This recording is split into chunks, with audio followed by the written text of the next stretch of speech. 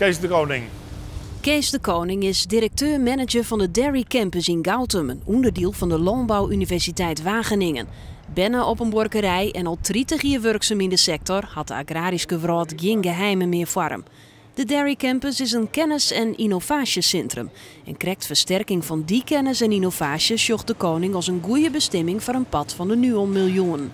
En hij weet ook wel correct waar dat het beste kan. Friesland heeft een aantal speerpunten. Zuivel is een van de hele belangrijke speerpunten. Dus een provincie met het meeste aantal melkkoeien in Nederland. Wij hebben veel bedrijven, veel MKB-bedrijven. We hebben kennisinstellingen, we hebben een hogeschool, we hebben Dairy Campus. Dus rondom het gebied van agri en food zijn er volgens mij een aantal mogelijkheden te gebruiken.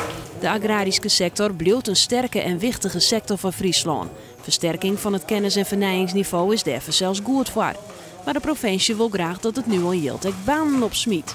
Ik weet dat elke 10 studenten een arbeidsplaats oplevert. Dus alleen al via onderwijs heb ik arbeidsplaatsen. Het feit dat wij hier innovaties oppakken, onderzoek doen, dat trekt ook werkgelegenheid naar ons toe. De agrarische sector smiet banen op. Inkomsten binnen de Reggenaar, zei de Koning. Net alleen nog uit de export. Maar innovatie loopt bedrijven aan en dat budget investeringen en yield. Ik maak de wees van de provincie om maar de NUON Jilden wat achter te laten voor toekomstige generaties, zit het wel goed, zei de Koning. Ik denk investeren in toekomst, in innovatie, in duurzaamheid. Dat is ook voor achterliggende generaties, toekomstige generaties.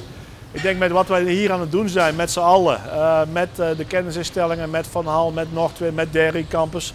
Dat is echt investeren in de toekomst.